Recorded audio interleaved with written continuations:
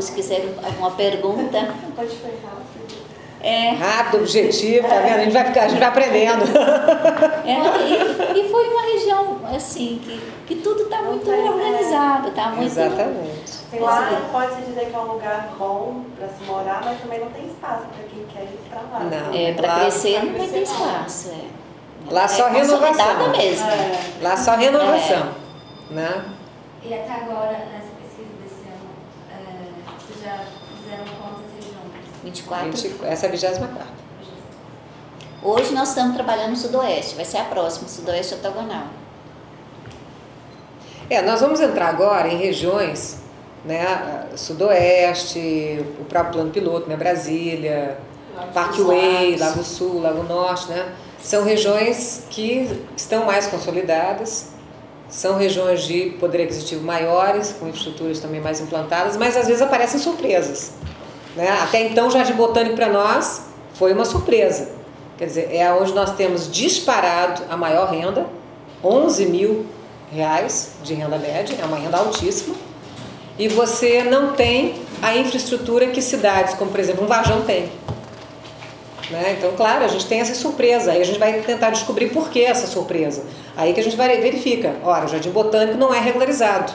Então, no momento que ele não é regularizado, o poder público não tem como implantar a infraestrutura. Quem implantou até então a infraestrutura foi o próprio morador, né? Porque nós não temos condições de implantar por ser um loteamento irregular. Então, aí, o que aponta ao governo? Aponta que a gente deve correr e ter esforços concentrados no sentido de regularizar aquela área.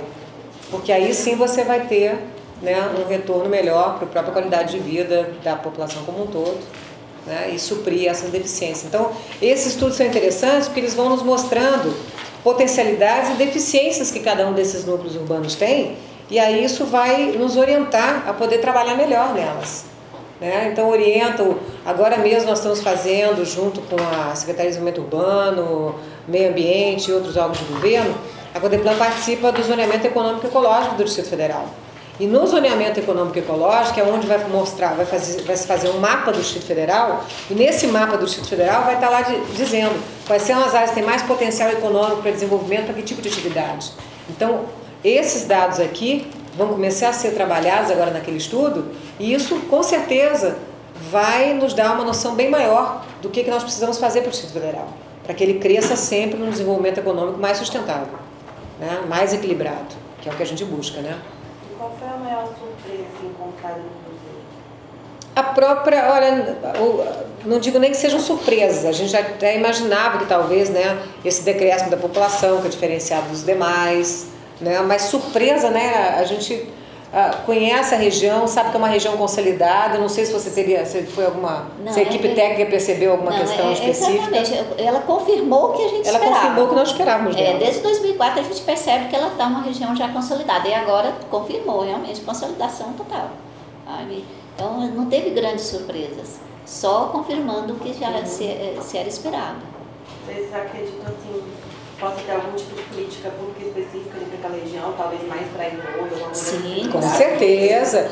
No momento que você percebe que há uma população bastante grande, né, de idosos, então você tem que... Qual o trabalho tem que se fazer agora? Como é que está a questão da acessibilidade na cidade? Né? Ela está beneficiando as pessoas de mais idade ou não? Como é que isso está acontecendo? E aí sim se investir, né? Não só em acessibilidade, como naqueles pontos de encontro, né, que são as PECs. Né? Então você vai buscar suprir a região de equipamentos que atendam a essa população, né? A essas necessidades da população. Né? Então esse é um dos dados, né? que deve ser visto. E a outra é a própria conscientização da população em relação a estar dentro de uma área tombada. Isso. Né? Essa é uma outra questão importante. A gente vê que é um nicho interessante para se trabalhar até pelo grau de instrução da população. É com certeza uma população que vai receber de uma forma bastante favorável e bem rápida, né? E muitos já estão motivados a isso, mas mais ainda, né? Já que o governador lançou ontem que este ano de 2012 é o ano onde vai se buscar a valorização da preservação. Mas, na verdade, o que a gente quer com essa valorização? É fazer com que as pessoas que o cidadão conheça melhor o que é o tombamento de Brasília. O porquê que isso é importante para Brasília. O que isso traz de vantagens para quem mora em Brasília. E não como às vezes ele é repassado, que é um elemento de restrição, um elemento de contenção de crescimento, de desenvolvimento, e não é verdade, pelo contrário. O tombamento de Brasília deve ser visto sim, com muito orgulho pela população daqui, e devemos saber que muitos outros centros urbanos do mundo que não têm essa valorização como nós temos, de sermos patrimônio cultural da humanidade num bem de 112 km², né? Não existe outro bem tão grande tombado quanto o nosso, né?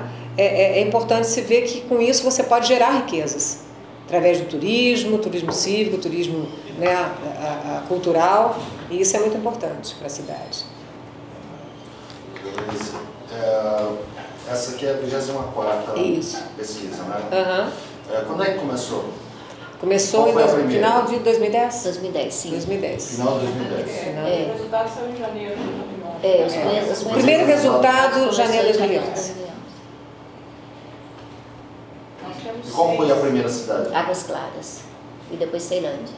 Quer dizer, mais ou menos paralelo, Ceilândia e Águas Claras.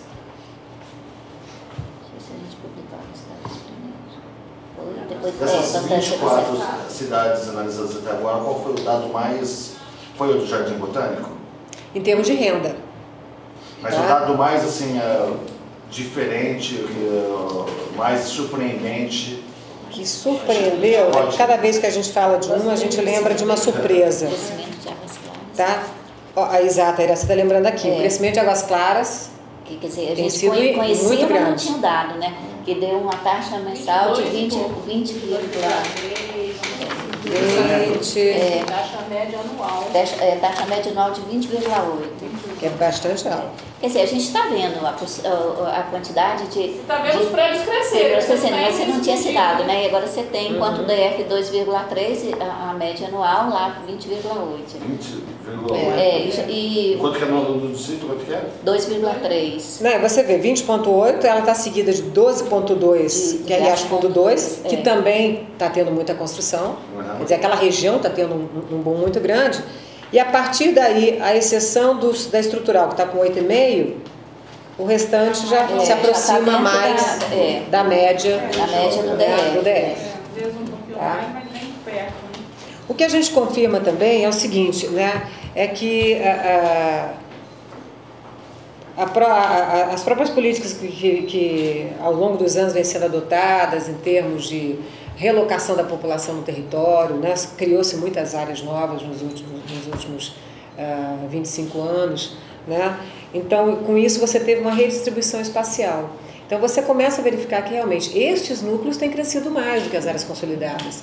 Até, provavelmente a gente vai perceber decréscimos de população, pode ser até uma surpresa para nós, mas provavelmente nós vamos ter decréscimo de população no plano piloto. É bem provável. Tá? É bem provável, em outras regiões, por quê? Porque populações que estavam aqui vivendo em condições de invasões e tudo foram relocadas, né, para outras regiões. Como aconteceu no próprio Varjão, que era uma invasão, mas a partir de estudos ambientais e de trabalhos que foram feitos, né, ela também diminuiu. Por quê? Porque ela tinha um tamanho certo para que pudesse ficar ali, para que fosse condizente com aquela região onde ele tem instalado, né, do ponto de vista ambiental. E a questão dos filhos também, que vão casando e aí... E não tem onde... acabam indo muito para que a gente está observando para Águas Claras. As maiores coisas, as maiores surpresas agora no Cruzeiro, né? A questão da consolidação da cidade. Exato. Como um local... bom local para se viver. Vai todo mundo querer morar lá agora. Muitos idosos. Exatamente. E poucas crianças. Poucas crianças. A consolidação como um bairro de servidores e exatamente. Servidores e servidoras. E como é que demora essa pesquisa? Depende do tamanho da cidade. Depende do tamanho da cidade, das dificuldades da cidade. Agora mesmo, nós vamos ter uma dificuldade enorme nessa cidade, né, Iracema? Porque a amostra ela é representativa por cada região e pelos setores econômicos da população. Então, às vezes você trabalha, por exemplo, no caso do Cruzeiro, nós fizemos uma pesquisa com 600 domicílios. E aí nós começamos final de novembro e terminamos no início de janeiro. Porque em dezembro a gente teve dificuldade para fazer no recesso do Ano Novo e do Natal. Do Cruzeiro? Do Cruzeiro. Quando começou quando? No final de novembro e terminamos no início de janeiro. Lembrando que aí a gente teve 2 semanas praticamente morta, que foi a do Natal e do Réveillon. Que aí muita gente estava viajando, nós não conseguimos fazer. E o que a gente pede também agora? Que tipo de apoio nós precisamos? Nessas regiões que nós vamos entrar agora, às vezes a gente tem uma dificuldade maior, porque é uma região muito verticalizada, são muitos prédios no plano piloto, por exemplo, são superquadras. Então, às vezes, o acesso do nosso funcionário é difícil. Então, é interessante que se divulgue bastante da importância das pessoas de fornecerem esses dados para nós, né? Porque é a partir deles que a gente vai poder descobrir quais são as deficiências maiores e onde que a gente poderia trabalhar melhor para melhorar a vida deles, né? Então, é muito interessante que se divulgue esse trabalho que está sendo feito pela Codeplan, né? E quando chegar alguém lá, ele vai estar devidamente identificado, são funcionários da própria Codeplan, eles são identificados, que haja essa recepção, né, por parte deles. Quantos funcionários são envolvidos nesse trabalho para cada pesquisa? Nossa, são cerca de 50 pessoas no total. Tem 25 pesquisadores, 3 supervisores e os demais são nas fases de crítica, checagem e digitação, processamento dos dados e análise, né, os outros. Uma coisa também só que eu queria colocar, que esses dados são sigilosos. Cada informação que vem, ela é digitada com um número e a partir daí você não consegue identificar mais o morador. Essa semana eu recebi uma ligação de uma moradora do Sudoeste que tinha acabado de dar informação e voltou para dentro de casa e ficou preocupada. Será que não vai? Será que alguém vai ter acesso? E ela me ligou muito preocupada, a gente deixa uma carta com o telefone, que ela pode ficar extremamente tranquila. Chegou aqui, a gente tira a etiqueta, digitou e acabou. Isso é importante divulgar. A gente nunca divulga, e nem nós já tivemos pessoas assim, principalmente o comércio, que às vezes querem ter informação mais individualizada. Olha, vocês não podiam me fornecer o questionário? Em hipótese alguma, esses dados são mostrados individualizados, sabe? E a gente tem o máximo cuidado quando esses questionários chegam, de deixar dentro do armário direitinho, para ninguém mexer, ninguém ter acesso a uma informação. Porque aqui você tem etiqueta no questionário que tem todo o endereço direitinho completo e toda a vida do morador. Então a gente tem que ter esse cuidado e a gente tem. Então os dados são realmente sigilosos e eu até mostrei para ela disse que não tinha acesso à internet, eu fiquei lendo para ela como é que saiu o resultado. Aí mostrando, eu peguei lá da população, tantos por cento vieram do Rio de Janeiro, tantos por cento. É isso que a gente mostra. Ela fala, agora eu posso dormir tranquila, porque eu estava preocupada. Então, assim, nós temos essa preocupação, com certeza absoluta, eles são sigilosos, não aparecem totalmente. Agora, essas informações elas estão disponíveis na internet? No site da Codeplan.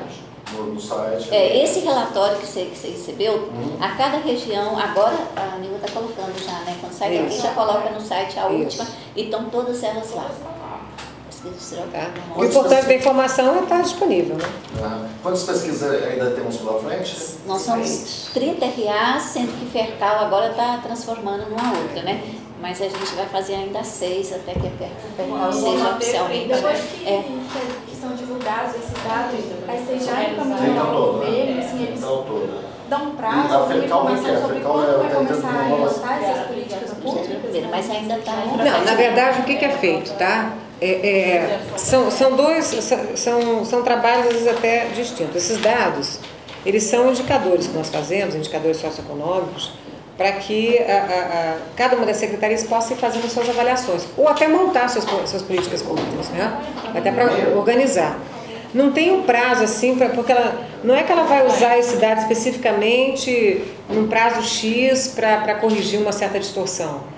Tá? Isso esse dado e a postura nossa da Codeplan, nós estamos fechando agora um convênio com a Secretaria de Governo, onde nós vamos acompanhar política por política pública do governo, com indicadores, tá? Das metas principais, claro, né? Não teria condições de todos os programas e ações, das metas principais do governo. Então, nesse convênio já está lá definido, então aí sim, nós vamos começar a definir e medir e dar medidas e indicadores para que quem está decidindo possa dizer assim, bem, eu vou decidir por aqui ou por aqui, tá? Porque a decisão é deles, não é nossa. Nós apenas sugerimos. Né? A gente apresenta o dado e sugere, né, alguns pontos de vista nossos para que eles possam trabalhar essas políticas públicas. Complementando a Secretaria de Desenvolvimento Social, teve aqui ontem na Codeplan, a gente pediu até para encaminhar um ofício, ela solicitando que essas informações fossem disponibilizadas para eles com corte de até 3 salários mínimos. Eles querem que a gente separe todos os domicílios que tem, no máximo até 3 salários mínimos, que é o foco da Secretaria de Desenvolvimento Social, para ela conhecer melhor esses dados. Então a gente vai ver o que é viável em termos estatísticos, de representatividade, consistência, para passar. Então, sempre uma secretaria está aí. Ontem também eu recebi uma ligação da Secretaria do Idoso, querendo justamente ver como é que ela via esse percentual de idosos, eu passei para eles. Então, à medida que a gente vai colocando esses dados, as secretarias vão, como a Turbilis colocou, vindo aqui, pegando, mostrando, pedindo um dado diferente que às vezes a gente não divulgou, porque a gente tem a base lá. A gente pode ter outros dados, é uma base muito grande. Então, tem outras informações que a gente não apresenta, os cruzamentos que são viáveis estatisticamente, que interessam mais diretamente. Então, à medida que eles vão sendo analisados os dados, eles começam a pedir, e é essa a função, né? Eles verem para poder desenvolver. Hoje nós estamos, públicas. Basicamente trabalhando a Secretaria de Desenvolvimento Social, que a gente tem feito esse tanto, ele vem solicitar esses cortes, como também a gente trabalha junto com eles também no 156. A Secretaria de Igualdade Racial, que também está formulando as suas políticas públicas, então eles nos procuraram para que a gente pudesse fazer também alguns cortes, né, nas nossas pesquisas, né, para que auxiliasse eles para conhecer melhor o perfil dessa população deles, para que eles pudessem implementar e desenvolver as políticas públicas. Então, quer dizer, quem tem que analisar melhor esses dados são as próprias secretarias. Eles é que vão começar a verificar, puxa, né, como disse Iraci, Secretaria de Desenvolvimento Social vê aqui o perfil de uma determinada população na Ceilândia. Nós levantamos, inclusive, quem ganha bolsa, quem não ganha benefícios sociais. Só que eles querem com mais detalhes isso. Então, eles pedem para a gente detalhar determinado aspecto, que não está aqui nesse volume, mas que é possível de se fazer. Porque dado é justamente isso. Você vai juntando um dado com o outro e, a partir do contexto que você tem, né, uma indicação ou não de uma proposta, ou de um plano de ação. Essa é a nossa intenção, né? Que esses dados sejam utilizados para isso. Quer dizer, por isso que eles são abertos, eles podem ser usados não só pelo Estado, como pela iniciativa privada, pelas instituições acadêmicas. Né? São perfis que a gente faz das cidades. A gente também atende a comunidade. Esses dias eu atendi um pessoal que é de uma igreja católica de Taguatinga, que queria saber o percentual de pessoas com salário, até um salário mínimo, porque eles querem desenvolver um programa de assistência. Então, assim, não só o governo, mas também outros órgãos e organismos e a comunidade. É como a gente sempre diz, né? A gente não tem como trabalhar se a gente não conhece o ambiente que a gente vai, né, estudar. Então, se você não tem dados, se você não tem informação, você não consegue planejar, né? Ou então você pode até definir uma política pública que não vai ter ressonância nenhuma, né, na área que você vai estar atuando. Então, o importante da pesquisa é justamente isso. Por essa razão que nós hoje, né, Codeplan, estamos com esse foco de fortalecer as nossas pesquisas. O que a gente já está percebendo é uma credibilidade grande nas nossas pesquisas, isso é muito importante, né? Hoje nós temos o IBGE, o IPEA, que são nossos parceiros, mas a gente quer estar no mesmo, já estivemos no mesmo patamar, e se Deus quiser, muito breve já estaremos novamente. Gente, obrigada para vocês, um bom dia.